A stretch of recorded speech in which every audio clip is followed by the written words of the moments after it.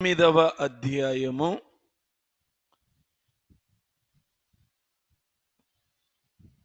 26, 27 వచనాలు చూసుకుందాం.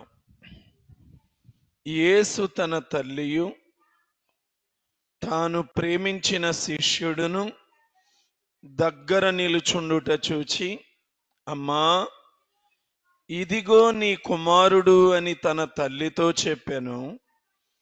తరువాత శిష్యుని చూచి, ఇదిగో నీ తల్లి అని చెప్పెను. ఆ గడియ నుండి ఆ శిష్యుడు ఆమెను తన ఇంట చేర్చుకొనెను. ప్రభునందు ప్రియులారా, యేసుక్రీస్తు ప్రభువారు సిలువలో మాట్లాడిన మొదటి మాట ద్వారా ప్రపంచములో ఉన్న ప్రతి పాపికి ఆయన క్షమాపణ దొరుకుతుంది. ప్రపంచంలో ఉన్న ప్రతి వ్యక్తి కోసం కూడా ఆయన విజ్ఞాపన చేశారు. అందరూ క్షమించబడాలి అనేది దేవుని చిత్తమై ఉన్నది. ఆ చిత్తం నెరవేర్చబడాలి అంటే మన వైపు నుంచి రెస్పాన్స్ రావాలి. ప్రియులారా, రెండవ మాట ద్వారా నిజంగా ఒక ఘోరమైన వ్యక్తిని, బందిపోటు దొంగను రక్షించుట ద్వారా ప్రపంచంలో ఎట్టి పాపినైనా నేను త్రోసివేయను అనే ఒక సందేశాన్ని క్రీస్తు ప్రభువారు ప్రపంచానికి అనుగ్రహించారు. ఇక ఇప్పుడు మూడవ మాట గురించి మనం మాట్లాడుకునే ముందు, ఆయన సిలువ మీద ఉన్నాడు. సిలువ చుట్టూ ఉన్న వాతావరణం చాలా భయంకరంగా ఉంది. శత్రు సమూహం అంతా సిలువ చుట్టూ నిలువబడి ఉన్నారు. కొంతమంది అపహాస్యపు మాటలు మాట్లాడుతూ ఉన్నారు, కొంతమంది దూషిస్తూ ఉన్నారు, కొంతమంది హింసిస్తూ ఉన్నారు, కొంతమంది అసత్యములు మాట్లాడుతూ ఉన్నారు, కొంతమంది క్రూరముగా ప్రవర్తిస్తూ ఉన్నారు, కొంతమంది ద్వేషమును వెళ్ళగక్కుతూ ఉన్నారు, కొంతమంది అబద్ధములు మాట్లాడుతూ ఉన్నారు, కొంతమంది హంతకులు ఆ స్థలములో ఉన్నారు. సిలువ ఏమని కేకలు వేసిన వారు ఆయన చుట్టూ గుమిగూడి ఉన్నారు. ఇవి చాలదన్నట్లుగా ప్రియులర, కత్తిపోటు వంటి మాటలు, రకరకములైన దూషణలు. ప్రియులర, మామూలు మానవులు కాదు వీరు. అసలు వీళ్ళు మనుషులా, మనం మృగాల అనుకుంటూ ఉంటాం. ప్రియులారా, కొంతమందిని గురించి మనం ఆలోచన చేసేటప్పుడు అసలు వీళ్ళకి ఏమన్నా హృదయం ఉన్నదా? అసలు వీళ్ళు మనుషులేనా? ప్రియులారా, మొండి హృదయంగా ఉన్నటువంటి వారు, భయంకరమైన కఠిన పాషాణ హృదయం కలిగినటువంటి వారు. నిజానికి మానవ రూపంలో ఉన్న వ్యక్తి ఎవరైనా సరే ఇంతగా కొరడాలతో కొట్టబడి, ఇంతగా మేకులు కొట్టబడి, రక్తం కారిపోతూ బహు భయంకరమైనటువంటి చిత్రహింస అనుభవించబడే సమయములో ఏం కోరుకుంటాడు ఒక మానవుడు? ఆదరణ కోరుకుంటాడు. ఎవరైనా సరే నాకు కొంచెం రెండు ఆదరణ మాటలు ఏమైనా దొరుకుతాయా? నన్నెవరన్నా కొంచెం హత్తుకుంటారా? తమ కౌగిల్లోనికి తీసుకుంటారా? నాకు ఒక భరోసా ఇస్తారా? నా ప్రాణము తెప్పరిల్లే విధముగా ఎవరైనా మాట్లాడగలుగుతారా? ప్రియులారా, అందరి చేత ఆయన విడనాడబడి ఉన్నాడు. ఆయన ఆదరణ దక్కని పరిస్థితులలో ఉన్నాడు ప్రియులరా. శత్రువుల చేతికి అప్పగింపబడి ఉన్నాడు ప్రియులరా. మరి ఇలాంటి సమయంలో ఆ సిలువ దగ్గర ఎవరున్నారు అనే విషయం ఆలోచించేసినప్పుడు ప్రియులరా, దేవుడు ఎంత ప్రేమ కలిగిన దేవుడా. నిజానికి స్పష్టంగా ప్రతి సన్నివేశం బైబిల్లో రాయించాడు. నిజానికి స్త్రీలలో ఉండేటువంటి ఒక అపోహ ఏంటంటే, మనం వాక్యం చెప్పలేం, మన మీద వేదికల మీద మనం ఏదైనా చేద్దామన్నా చేయలేం, మనకి పరలోకంలో ఏముంటుందో అనే ఒక కొంచెం కృంగుబాటు, బలహీనమైన మనసు ఉంటుంది. ఈ రాత్రి దేవుని దృష్టిలో ఒక స్త్రీకి ఎంత విలువ ఉందో కూడా మీకు అర్థమవుతుంది.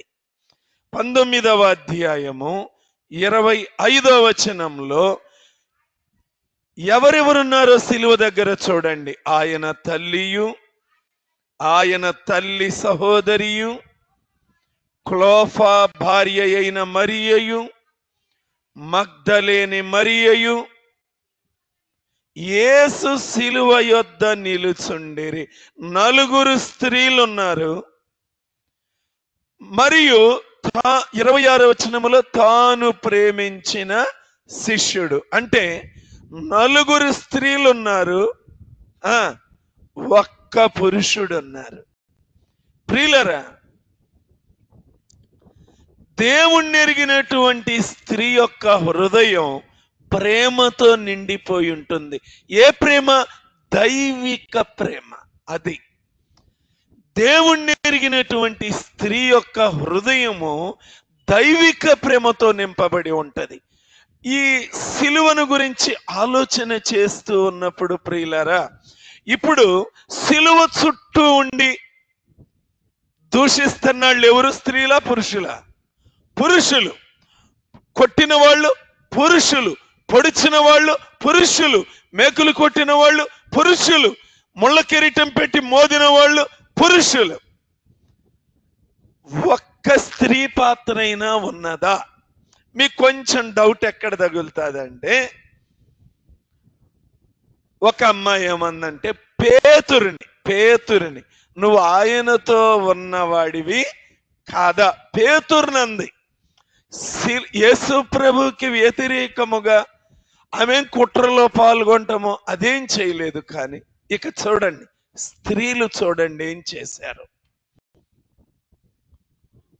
ముందుగానే ఒక ఆమె ఏం చేసిందంటే, యేసు ప్రభుని సమాధి కోసం అభిషేకించింది. ప్రియులారా, యేసు ప్రభుని సమాధి కోసం పురుషులు అభిషేకించలే.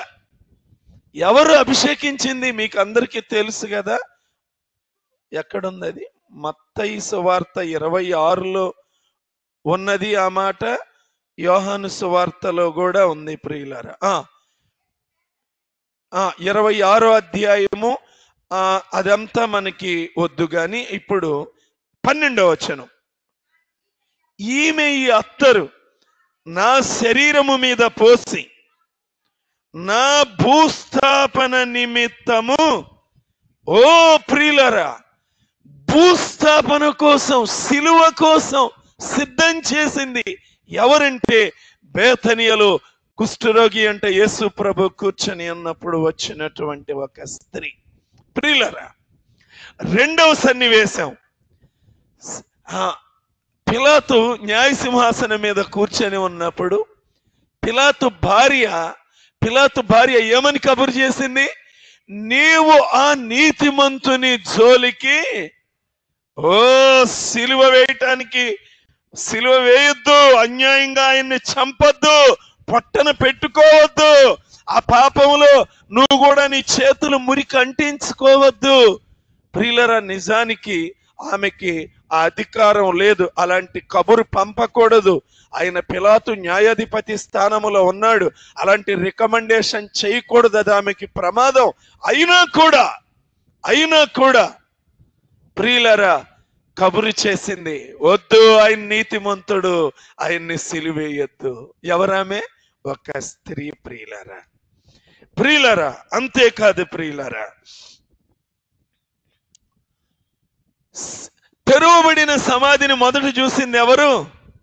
స్త్రీలు చూశారు ప్రియులారా, స్త్రీలు చూశారు. పునరుద్ధానుడైన యేసును మొదట చూసింది ఎవరు?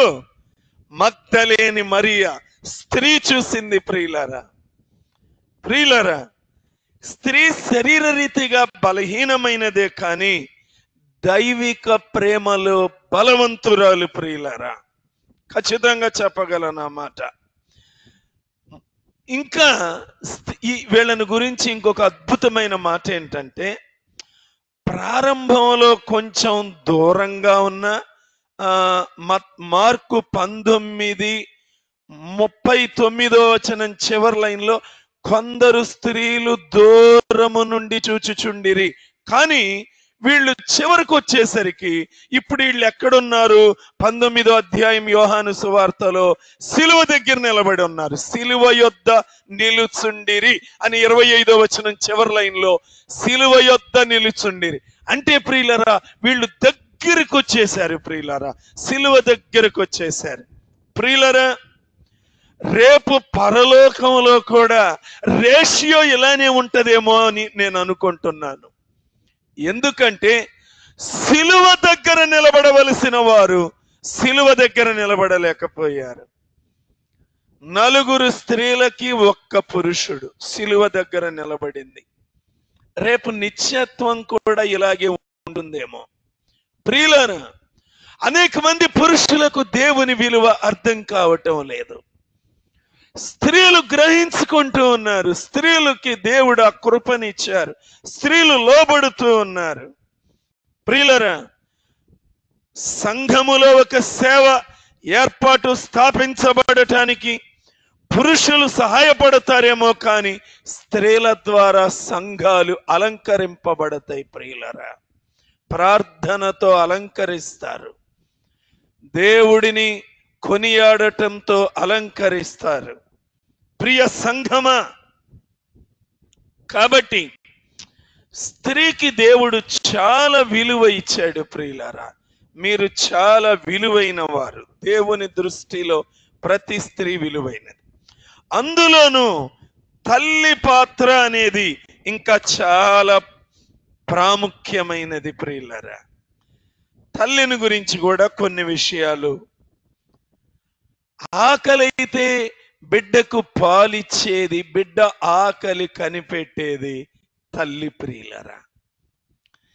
బిడ్డ కలత చెందగానే, భయపడగానే, ఒక బొట్టు కన్నీరు కార్చగానే గుండెలకు హత్తుకునేది తల్లి ప్రియులరా. ఊయలలో వేసి ఊపేది తల్లి ప్రియులరా. వచ్చి రాని లాలిపాటలతో బిడ్డను అలరారిస్తూ నిద్రపుచ్చేది. సరే, తండ్రులు లేరంటల్లా, కానీ చాలా గొప్ప రెస్పాన్సిబిలిటీ దేవుడు తల్లులకి ఇచ్చాడు. తన బిడ్డ ఆడుకుంటూ ఉంటే పరవశించిపోతూ, నడుస్తూ ఉంటే పరవశిస్తూ, ఆడుకుంటుంటే పరవశించిపోతూ, ఆ సంతోషాన్ని పంచుకోవటానికి దగ్గరకు తీసుకొని ఒక ముద్దు పెట్టుకునేది తల్లి. అనారోగ్యంతో ఉన్నప్పుడు కంటికి రెప్పలా కాపాడుకునేది తల్లి. సమయానికి అనుకూలముగా పరిచర్య చేసేది బిడ్డకి తల్లి ప్రియులారా.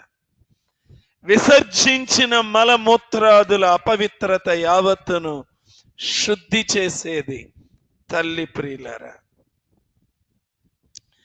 బిడ్డల కోసం ప్రార్థించేది, కన్నీరు కార్చేది తల్లి ప్రియులారా. మా తల్లి మా కోసం కన్నీరు కార్చింది ప్రియులారా.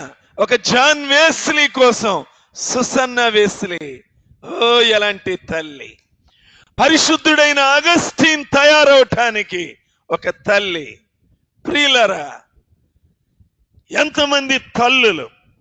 అబ్రహాం లింకన్ గారు అంటాడు, నేను ఏమై ఉన్నానో అది నా తల్లి వల్లే ఈ స్థానానికి నేను చేరుకోగలిగినాను. ఆయన దేశానికి అధ్యక్షుడైన తర్వాత 100 మంది ఉపాధ్యాయుల కంటే ఒక తల్లి విలువైనది అన్నాడు. డిఎల్ మూడి అంటాడు, నా తల్లి లాంటి తల్లి గనక అందరికీ ఉంటే ఈ దేశంలో చెరసాలలే అవసరం లేదు. ప్రియులరా, ఎలాంటి తల్లులుగా మనం ఉంటున్నాం? ఇలాంటి తల్లులుగా మనం ఉండగలుగుతున్నామా? నిజమే, కష్టాలు భరించేది, సహించేది, మమతానురాగాలు పంచేది, పెంచేది తల్లి. ప్రియులరా, ఒక ఆయన ఏమన్నాడంటే, తాడి చెట్టు అంత తండ్రి కంటే తాటాకంత తల్లి విన్నా అంట. ప్రియులరా, నిజంగానే తల్లి ప్రేమ గొప్పది, అది చెప్పుకోవాల్సిందే. ప్రియులరా, రక్షణ పొందిన భార్య అయితే పర్వాలేదు, కానీ లేకపోతే ఒక సామెత ఉంది, భార్య జేబు చూస్తుందంట, తల్లేమో కడుపు చూస్తుందంట. నేను ఇది అందరికీ వర్తింప చేయను, అది తప్పు. రక్షణ పొందిన భార్య ఖచ్చితంగా ముందు కడుపు చూస్తుంది, డబ్బుని చూడదు.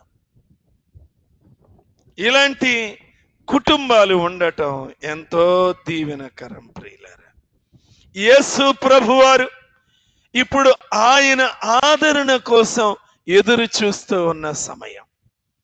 అలాంటి సమయంలో ప్రియులారా, ఆయన చెప్పిన మాట ఏంటి అంటే, ఆయన ఆజ్ఞల్లో ఒక ఆజ్ఞ జ్ఞాపకం చేస్తాను. నిర్గమకాండము 20వ అధ్యాయము 12వ వచనం.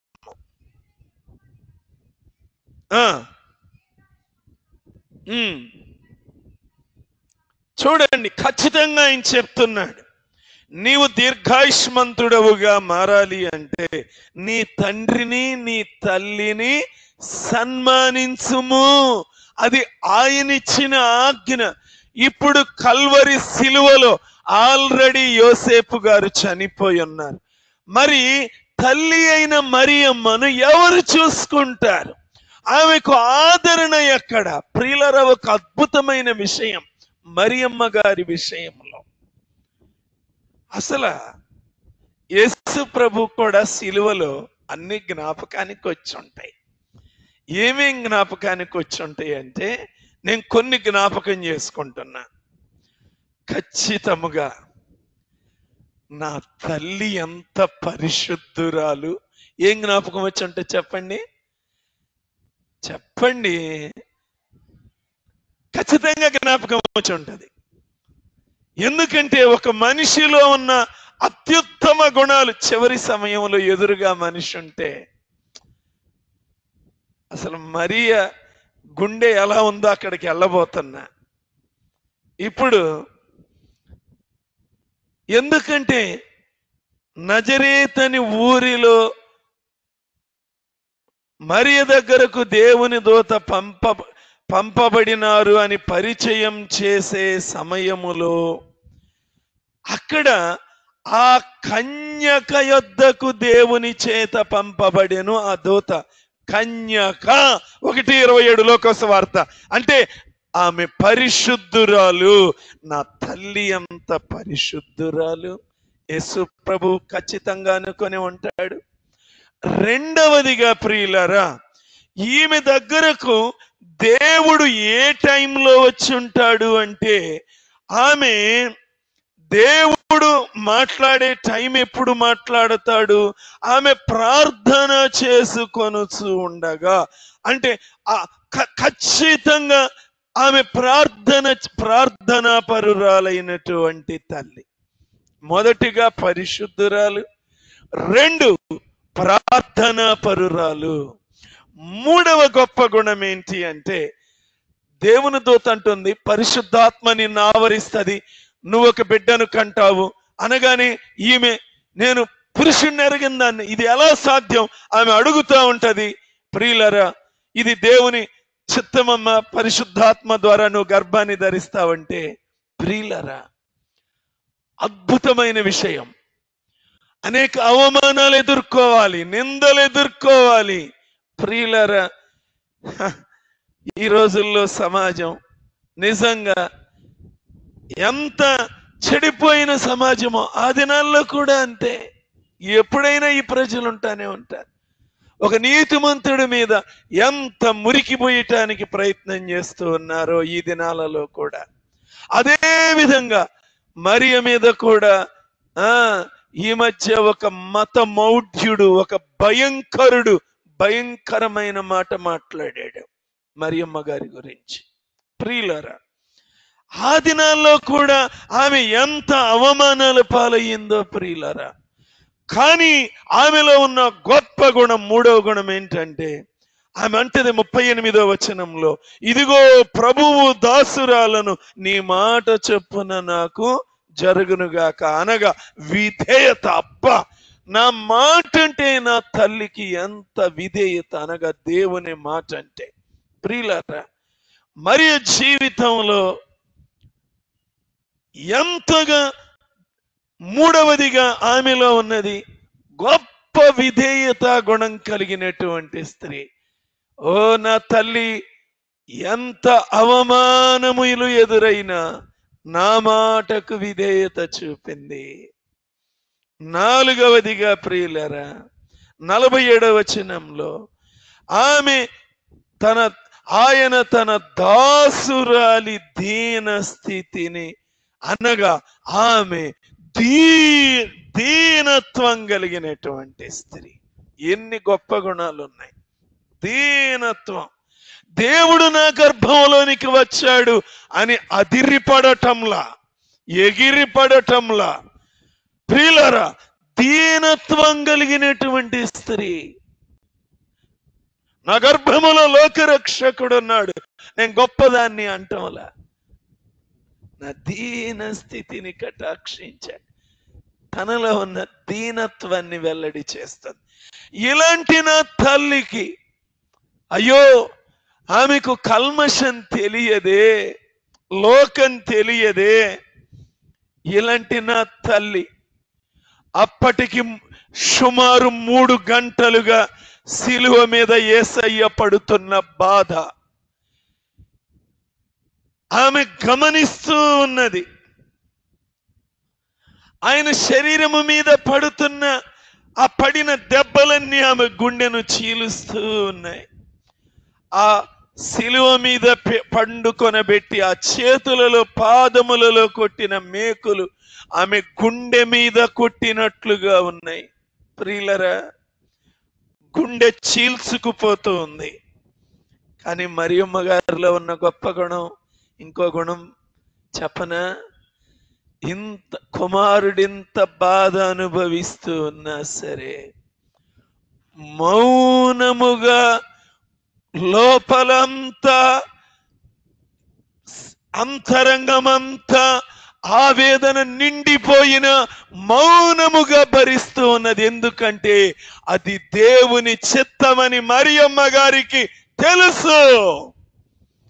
నా కుమారుడు ఈ విధముగా ఇంత చిత్రహింస అనుభవించి చనిపోవటం అది దేవుని చిత్తం కాబట్టి, దేవుని చిత్తానికి వ్యతిరేకముగా నేను ఒక్క మాట కూడా మాట్లాడను. ఎలా తట్టుకుందండి? మనమైతే రంకెలు పెడతాం, కేకలేస్తాం, ఎదురు ఎవరున్నా ఎంతమంది ఉన్నా సరే కేకలేస్తుంటాం, అన్యాయం అంటాం, అరుస్తాం. సైలెంట్ గా. ఎలాంటి గొప్ప గుణం ప్రియులారా! దేవుని చిత్తం తన కుమారుడి జీవితంలో నెరవేర్చబడాలి అని తాను కూడా మరణ వేదన అనుభవిస్తూ ఉన్నది ప్రియులారా. తాను కూడా మరణ వేదన. దీని నుంచి ప్రియులారా, తల్లులుగా, తండ్రులుగా మనం కూడా మన బిడ్డలు దేవుని కోసం శ్రమ పడితే అది దేవుని చిత్తము అని అనుకోవాలి, కానీ కృంగిపోకూడదు. మనం దానికి వ్యతిరేకముగా నొచ్చుకోకూడదు. సరే ప్రియులరా, ఇంత వేదనలో ఉండి సిలువ దగ్గర యేసయ్య నోటిలో నుంచి ఏ మాటలు వస్తూ ఉన్నాయో అన్ని శ్రద్ధాసక్తులతో గమనిస్తూ ఉన్నది. చాలా భయభక్తులతో, భారముతో, వేదనతో ఏం మాట్లాడతాడా అని గమనిస్తూ ఉన్నది. అందరూ దూషిస్తూ ఉన్నవారే, ఆ ఒక్క రెండవ దొంగ తప్ప. ప్రియులరా, ఇలాంటి టైంలో ఆమె పడిన బాధ వర్ణనాతీతం. ప్రియులరా, అలాంటి సమయంలో యేసు ప్రభు అర్థం చేసుకుంటున్నాడు. ఒక కుమారుడి యొక్క మరణమును ఏ తల్లి తట్టుకోలేదు. తన కన్నుల ముందు ఏ తల్లి తట్టుకోలేదు. మీరు 4 సువార్తల్లో చూడండి, ఎక్కడ కూడా మరియమ్మ గారు నోరు తెరవటం, ఒక్క మాటైనా దాని విషయములో ప్రియులరా కృంగిపోవటం. నిజానికి మానవ హృదయం అలాంటి శోధన ఎదురైనప్పుడు నిలబడటం బహు కష్టం ప్రియులారా. కానీ మరియగా ఎంత చక్కగా ప్రియులారా, లోపలంతా గుండె నిండా వేదన, బాధ, దుఃఖము, తన తల్లి పడుతున్న ఈ బాధంతా ఎరిగిన క్రీస్తు ప్రభు అప్పుడు తల్లి వైపు చూసి, చూడండి 26వ వచనము, 19:26. యేసు తన తల్లియు చూచి, అమ్మా ఇదిగో నీ కుమారుడని తన తల్లితో చెప్పాను. ప్రియులరా చూడండి, మనం ఇందాక చెప్పాం, నీ తండ్రిని నీ తల్లిని సన్మానించాలి. యేసు ప్రభు లోక భారమంతా మోసాడు, తల్లిని వదిలిపెడితే న్యాయమేనా? లోక భారమంతా మోసి తల్లి భారాన్ని మోయొద్దా ప్రియులరా? కొంతమందికి లోక భారం అంతా అన్ని భుజాన్ని వేసుకుంటారు, కానీ తల్లి భారాన్ని మాత్రం చాలా బాధ అనిపిస్తుంది ప్రియులరా. లేదు లేదు లేదు లేదు, తల్లిని ఎప్పుడూ వదులుకోకూడదు ప్రియులరా. అమ్మా ఇదిగో నీ కుమారుడు. యేసుక్రీస్తు ప్రభువారు తల్లిని ఖచ్చితంగా జ్ఞాపకం చేసుకుంటూ ఉన్నాడు.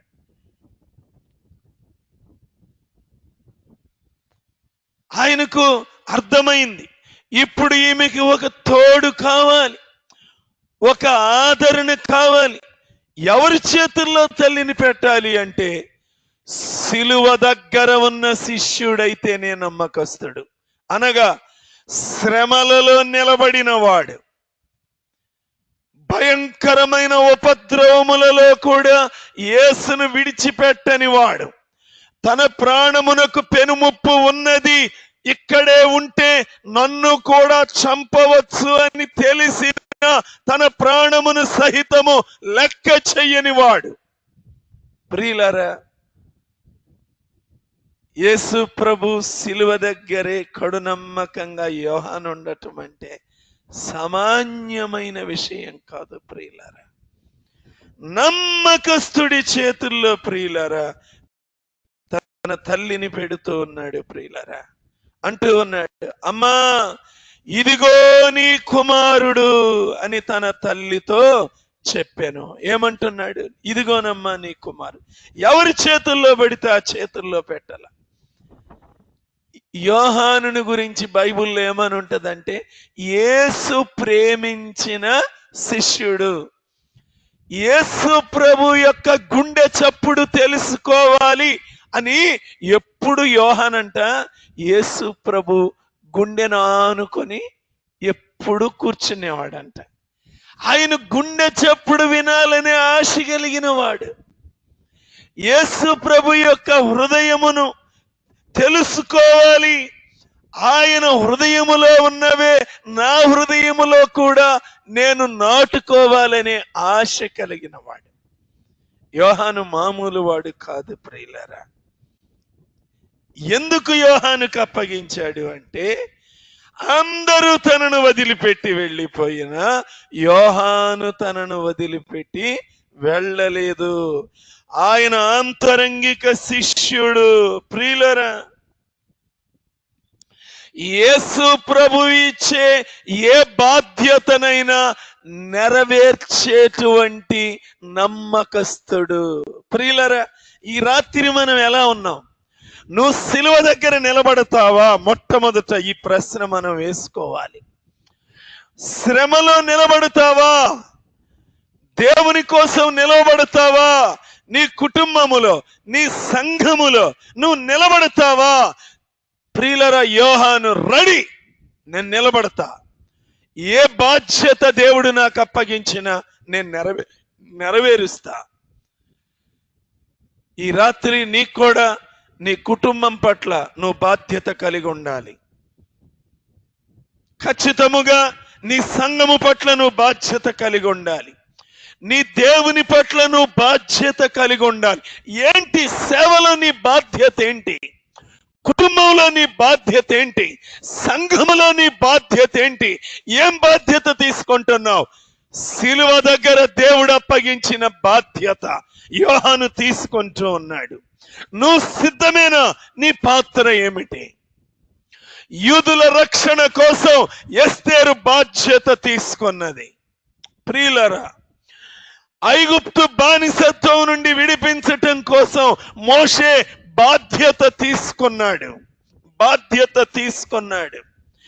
నశించిపోతున్న నినివే పట్టణస్థుల రక్షణ కోసం యోనా బాధ్యత తీసుకున్నాడు.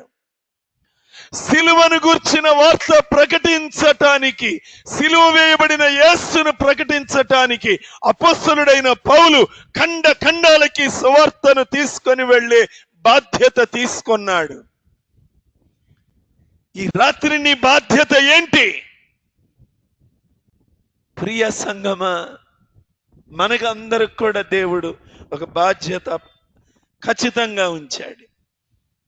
యోహానుకు ఒక బాధ్యత అప్పగించాడు. నా సేవను కొనసాగించాలి. నేను చేయాల్సిన పనిని యోహాను కొనసాగించాలి. తల్లిని చూడాలి, ఆ బాధ్యత కొనసాగించాలి. దేవుడు అందుకే ప్రియులరా, ప్రాణం పెట్టి పరలోకానికి వెళ్ళే సమయంలో దేవుని దూతలు ఎదురొచ్చారంట. అయ్యా దైవ కుమారుడివి, అన్ని గాయాల, అన్ని కొరడ దెబ్బలు తిన్నావు, అన్ని గాయాల పాలైపోయావు, అంత చిత్ర వధ అనుభవించబడ్డావు. ఈ రోజున మరి నువ్వు పరలోకానికి వచ్చేస్తున్నావు. ఎందుకు నువ్వు ఇన్ని బాధలు పడ్డావంటే ప్రజల రక్షణ కోసం. మరి ఇప్పుడు నువ్వు పరలోకానికి వచ్చేస్తే మరి రక్షణ గురించి ఎవరు చెప్తారు అంటే దేవుడు దూతలతో అన్నాడంట, నేను నమ్మిన ప్రజలు కొంతమంది భూమి మీద ఉన్నారు, వాళ్ళు ఈ బాధ్యతను నా తర్వాత కొనసాగిస్తారు.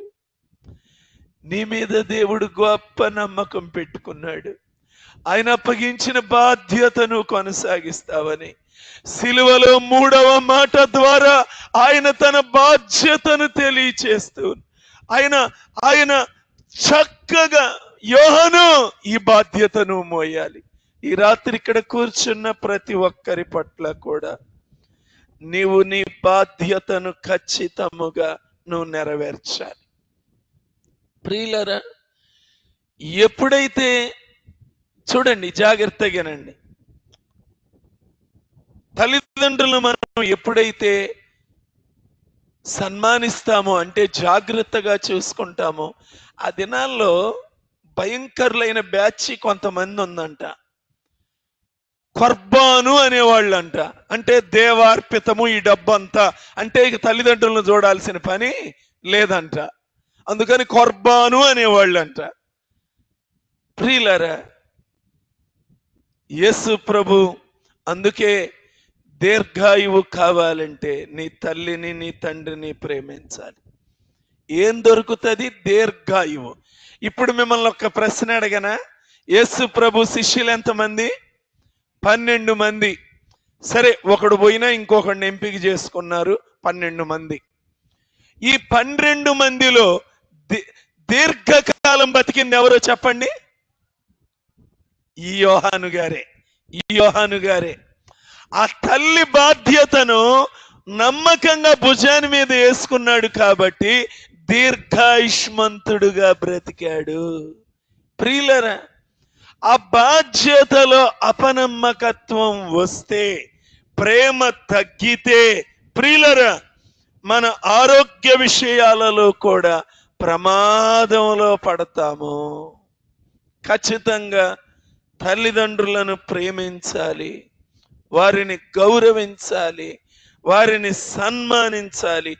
దీర్ఘాయుష్షు దొరికింది ప్రియులారా. ఖచ్చితంగా ఆయనకి దీర్ఘాయు, దరిదాపు 100 ఏళ్ళు బ్రతికాడంట. 1-2 సంవత్సరాలు అటు ఇటుగా 100 సంవత్సరాలు బ్రతికాడంటండి యోహాను గారు. ఆయన ఒక్కడే సహజ మరణం పొందినవాడు యేసు ప్రభు శిష్యుల్లో. ప్రియులరా, ఎంత భాగ్యం ప్రియులరా. అందుకే తల్లిదండ్రుల్ని శపించిన వాళ్ళకి మరణ శిక్షేనన్నాడు. లోయి కాకులు వాళ్ళ కళ్ళు పీకు తింటాయి అన్నాడు. ప్రియులరా, తల్లిదండ్రుల్ని మనం వదిలిపెట్టుకోకూడదు ప్రియులరా. ముఖ్యంగా ఒక మాట అన్నాడు. 23 సామెతల గ్రంథము 23వ అధ్యాయంలో 22వ వచనంలో ఏమన్నాడో చూడండి ఒక్కసారి ఆ మాట.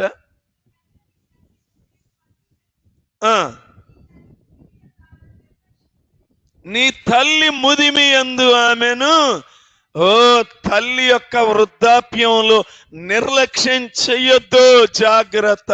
అందరినీ దేవుడు హెచ్చరిస్తున్నాడు. ప్రియులరా, ఈ దినాల్లో మనుష్యులు ఎప్పుడు తీసుకెళ్లి వృద్ధాశ్రమాల్లో పడేద్దామా?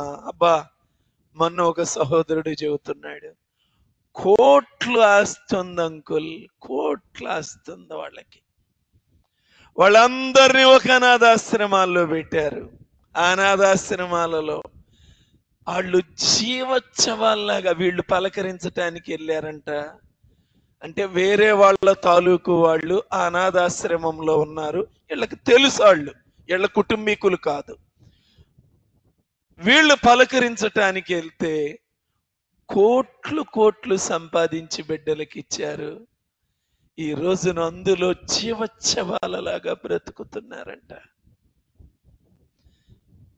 అసలు ఆ సహోదరుడు అన్న మాట నా గుండెకి ఇట్లా పొడుచుకుంది ప్రియులరా. మాకు ఏ రోజు దేవుడు కనికరించి మమ్మల్ని తీసుకుంటాడా అని చావు కోసం ఎదురు చూస్తా బతుకుతున్నారంట.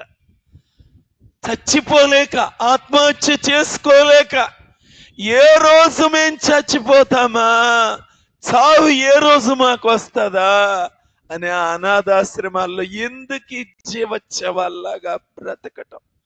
కొడుకులు ఉన్నారు, కూతుర్లు ఉన్నారు, ఆస్తులు తీసుకున్నారు, అన్ని తీసుకున్నారు, మేం పనికి రాలేదు. అందుకే ఒక తల్లి వేదన ఏంటో తెలుసా? నా కుమారుడా, 9 మాసాలు నా శరీరము లోపల సురక్షితముగా నా గర్భములో పెట్టి నిన్ను దాచి 9 మాసాలు భద్రంగా కాపాడుకొని నిన్ను నేను కంటే, నీ ఇంటిలో ఒక మూల చీకటి గదైనా నాకు లేదా?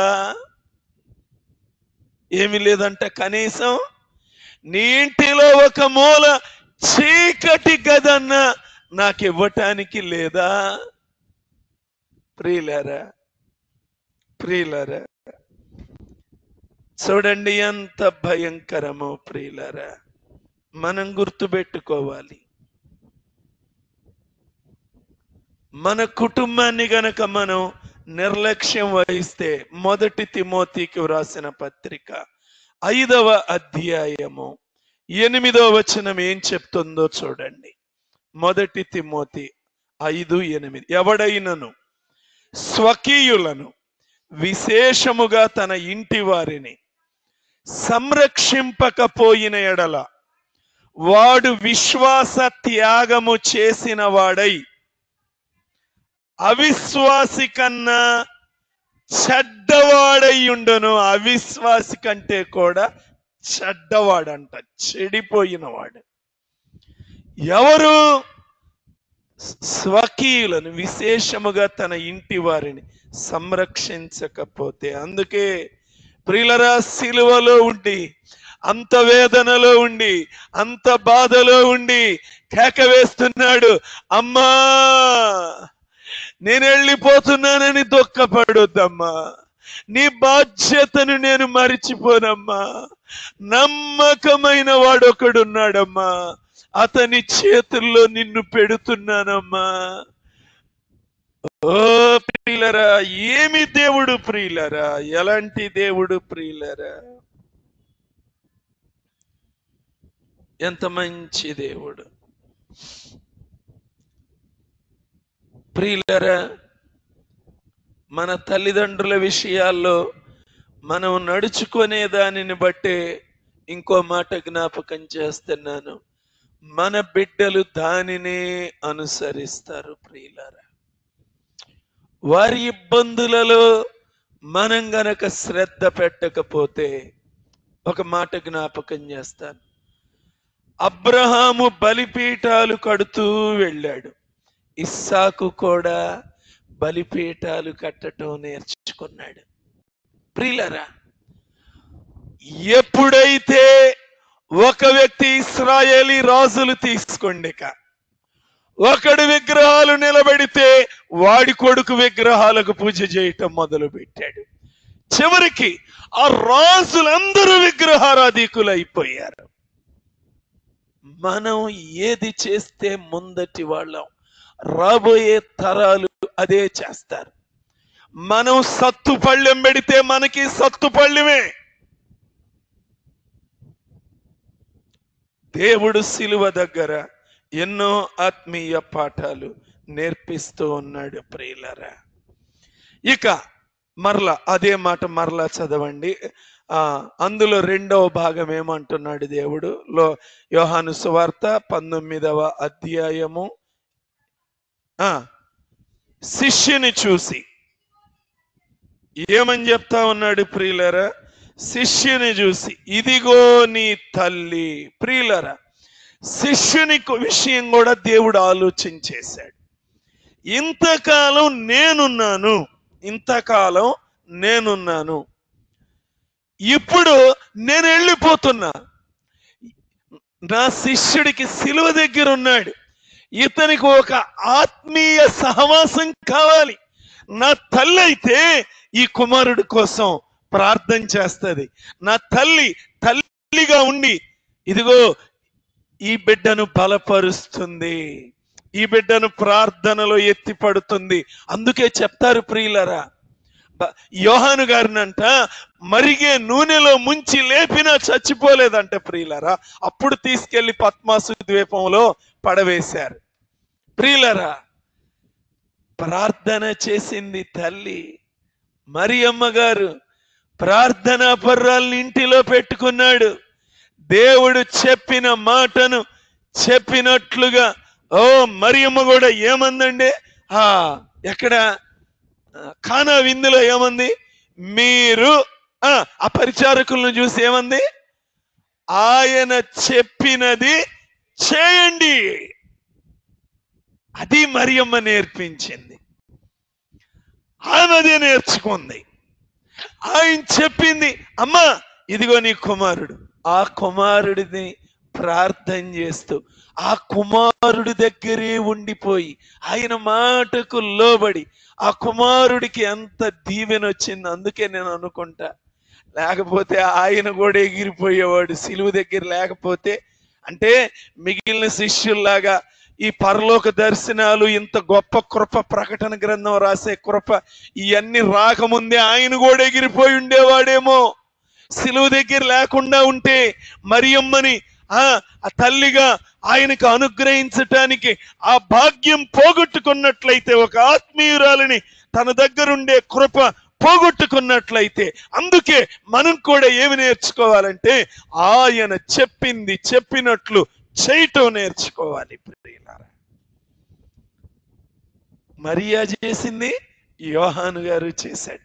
మరియకు కుమారుడుగా ఆయన తోడుకున్నాడు, యోహానికి యేసు ప్రభు అనుకున్నాడు, నా సిలువ దగ్గరున్న ఎవరిని నేను వదిలిపెట్టకూడదు, ఈ శిష్యుడిని కూడా నేను వదిలిపెట్టకూడదు.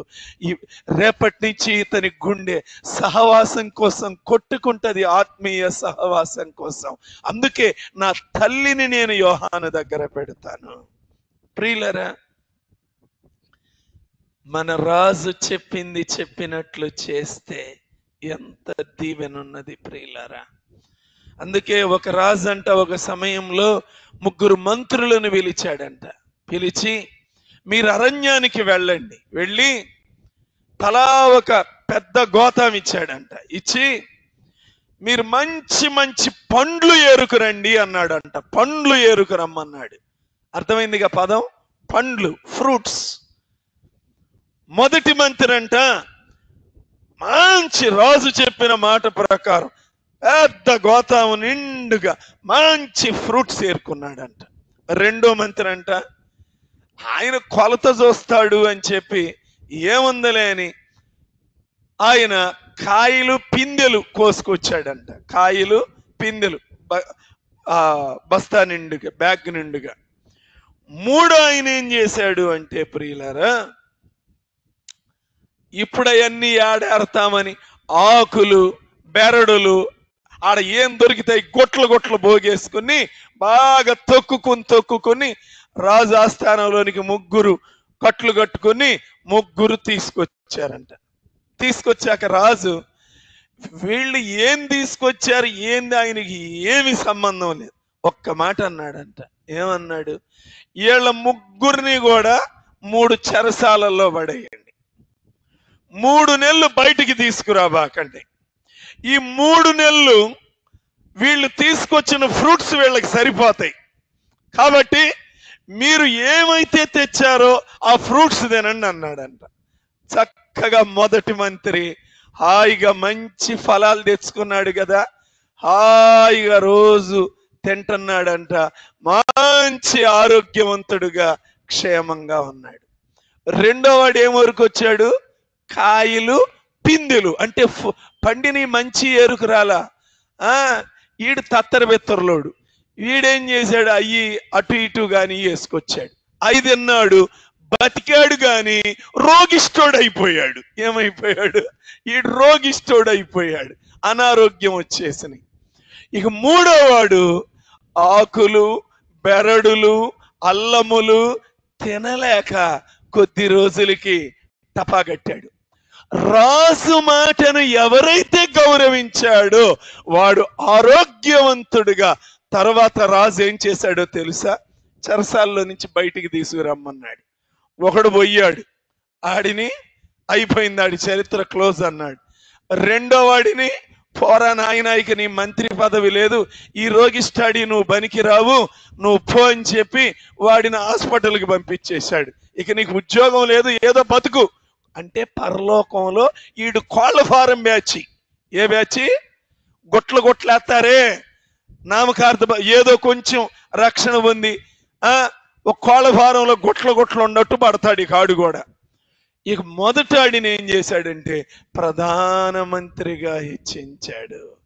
బళ నమ్మకమైన మంచి దాసుడా. ప్రియులరా, అందుకే రారాజు మాట విన్నటువంటి మరియా చరిత్ర పుటలలో, అవును ఆ తల్లి ఆ కుమారుడు సిలువలో చెప్పిన మాటను విన్నది ప్రియులరా. రెండవదిగా ప్రియులరా, ఆ మంత్రి కూడా, ఆ యోహాను గారు కూడా యేసు ప్రభు చెప్పిన మాట విన్నాడు, దీర్ఘాయుష్మంతుడుగా బ్రతికాడు, ప్రకటన గ్రంథం రాశాడు, ఆత్మీయుడుగా.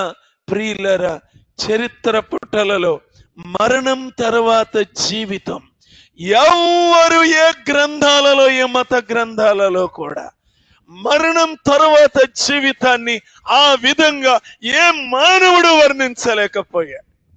కానీ యేసు క్రీస్తు ప్రభుల వారి ద్వారా ఆయన మాట సిలువ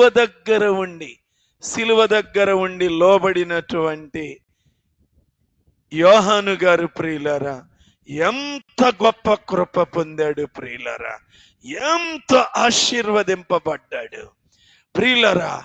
రేపు ఇప్పుడు ఈ ప్రకటన గ్రంథం చదవటం ద్వారా అనేక మంది జీవితాలు అందులో ఉన్నాయి నెరవేర్చబడటం చూసి మార్పు చెందుతున్నారు ప్రియులారా. తరువాత నరకముంది, భయంకరమైన శ్రమలున్నాయి, అగ్నిగుండం ఉంది. అక్కడ ఇలాంటి చరిత్ర ఉండబోతుంది. ఆయనను విశ్వసిస్తే మరణం ఉండదు, దుఃఖం ఉండదు, వేదన ఉండదు, ఆనందకరమైన లోకంలో యుగ యుగాలు పరిశుద్ధుని సన్నిధిలో ఉండగలుగుతాం అని ఆయన రాసినటువంటి ఆ గ్రంథము ద్వారా అనేకులు మార్పు చెందుతున్నారు. పరలోకములో యోహాను గారికి ఎంత ఘనత ఉంటుంది ప్రియులారా. దేవుని యొక్క 3వ మాట ద్వారా మరియ ఆదరణ పొందింది. యోహాను ఆశీర్వదింపబడ్డాడు. ఈ రోజున ఆదరణ లేక కొట్టబడుతున్న అనేక మందికి ఈ రోజు కూడా ఆయన ఆదరణకర్తగా మారిపోయాడు ప్రియులారా. ఆయన మరిచిపోయే దేవుడు కాదు. ఆయన నువ్వు ఏ పరిస్థితుల్లో ఉన్నా ఆయన నిన్ను మరిచిపోయే దేవుడు కాదు. సిలువలో అంత వేదనలో ఉండే మరియను మరిచిపోలేదే. నిన్నెలా మరిచిపోతాడు? ఈ రోజున తండ్రి కుడిపార్శ్వమున ఆసీనుడై ఉన్న దేవుడు నీకోసమే, నిన్ను దీవించటం కోసమే, నిన్ను ఆదరించటం కోసమే, నీకోసమే ప్రార్థన చేస్తున్నాడు. నీ వైపే చేతులు చాపాడు. ఆయన మాటకు మరియవలే లోబడితే, ఆయన మనం కూడా ఈ లోకములో జీవించినప్పుడు పరిశుద్ధంగా బ్రతికితే, దీనులంగా బ్రతికితే, విధేయత కలిగిన వారముగా బ్రతికితే, ప్రార్థన పరులముగా బ్రతికితే, ఆయన చిత్తము జరుగుతున్నది, ఆయన చిత్తమే నెరవేర్చబడాలి అని జీవిస్తే ఆదరణకర్తతో యుగ యుగాలు మనందరము మహిమలో ఉండబోతున్నాం. ఆ కృప దేవుడు మనందరికీ అనుగ్రహించునుగాక. ప్రార్థన చేసుకుందాం ప్రియులారా. కొద్ది నిమిషాలు ప్రార్థనలోనికి